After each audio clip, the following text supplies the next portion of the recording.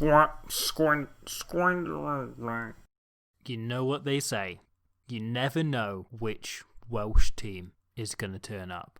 After 6 nations of shutting down all competition and a summer of shrugging whilst they wait for the World Cup, Wales managed to somehow climb into the same quality randomiser as a certain other quarter-finalist. Because on Sunday, the French team that turned up was exactly the one I anxiously expected to see.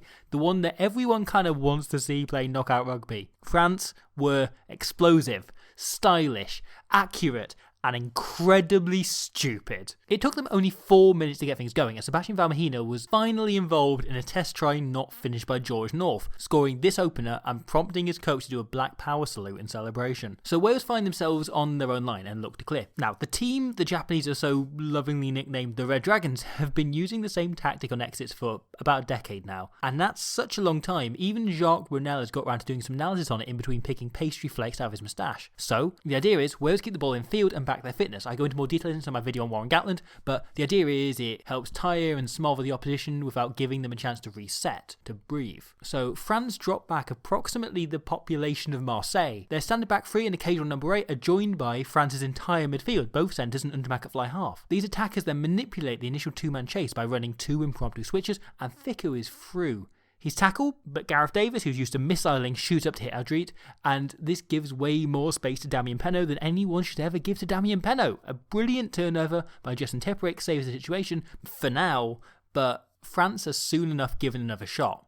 And from there, it's quite a simple score. Wales do the difficult bit. They hold the ball, not brilliantly, but well enough, then sack Garrido just an inch from the line after reading his breakaway a split second before it's too late. France then looked to make that final inch. In a last metre drive for the line situation, there are 2 real things for the defender to focus on: stopping the carrier's momentum and getting them to ground. So, as Vahaamahina drives low, Wainwright goes in and kills his momentum. He just stops him. However, he can't drop him, and when ball enters, he also goes to perform the same role to prevent him going forward, and hence Vahaamahina never actually hits the ground, meaning he can regain the momentum or even just flop over that final inch without any. There's no excuse for why this happens, as Wales' usual approach inside 5 metres is exactly this: a double tackle, the first man hits hard, and the second man wraps and drops. It'd be harsh to blame ball for this try, but there's a lack of either communication or following protocol here. It's not a problem on 99 out of the 100 metres on the pitch, but Wales got caught out on the one where it was. France then scored again 90 seconds later. It's an appalling bit of defence by Wales, particularly Josh Navidi, who slipped up moments earlier, then slips off, and France flood right through. Once centre-back takes the initial offload,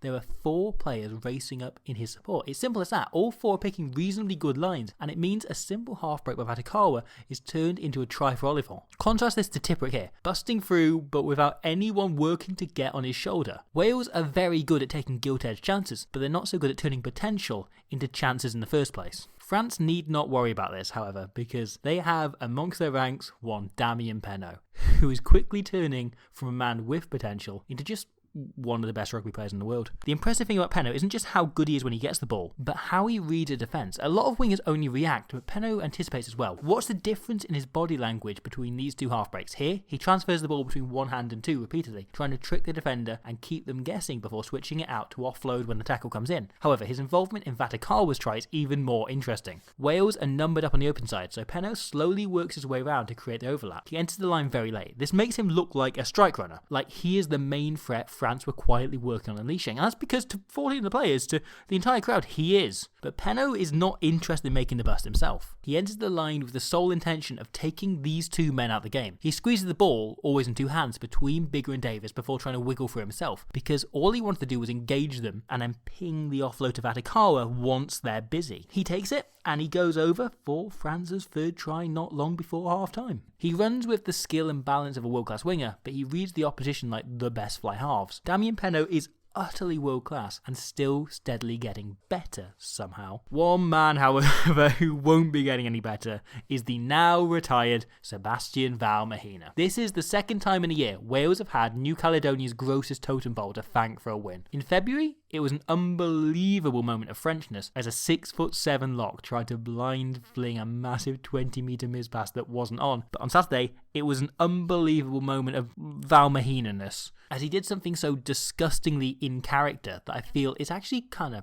fair that this will be the World Games final memory of the bastard. France are on the line, moving forward, a metre or 2 away from a try that could set them up a semi, when, out of nowhere... Oh! What about that? Send him off! Send the dressing case off! Get him off the field!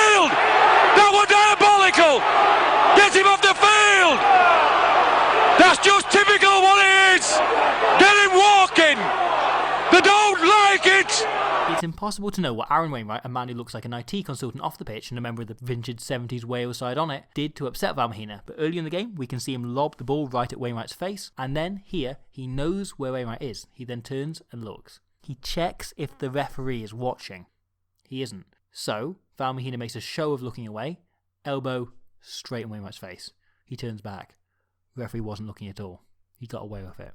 If it's 1986. This is just very, very stupid and frankly quite disgusting and completely inexcusable on a rugby pitch. I don't think anything else needs saying about it. It's not controversial. It's not even shithousery. It's just being a twat. So, you know what? Let's move on. Much like the 2011 game, the red card did not have that material and impact on the game. After Argentina's loss against England, I talked a bit about how badly they managed going a man down, and to their credit, with one very notable exception, France kind of adapted pretty well. Their back row was already stacked with line-out operators, and they were quite happy to start shortening things up and running the clock down early on. These kicks from Maxime Maydar may look slightly aimless, but they're actually really smart. France just wanted to tick towards the 80 with as little effort or involvement as possible. Had Maydar just pinged it in field or even his touch, play would have continued fairly swiftly, but by dropping it in goal, he eats up almost a minute. He then happily fields high balls and dabs them back into the Welsh 22, running the clock down further. Let's, however, talk about that one notable exception. France rewarded the 5-metre scrum, the best possible attacking position. This is where they should close the game out. Just go for a drop goal, just play for the scrum, even just run the clock down. And instead, they decide to do the stupidest, a really quite stupid thing. They didn't play with a number 8. I can't even begin to defend or explain their thinking here, and I've gone over it a lot. I can't come up with anything. It's one of those pieces of out-the-box thinking that's so crazy you figure it must be ingenious, but it isn't. It's just French. The worst thing is, Olivon initially sets up as a number 8, then Penaud, a number 8 himself, tells him to go into the flank instead. Both of these players play number 8 and should understand the importance of their position, and yet no, the ball bobbles out the scrum, and if France had a number 8 here, it'd be the perfect opportunity for the number 8 to just put their foot out, keep it in, control it.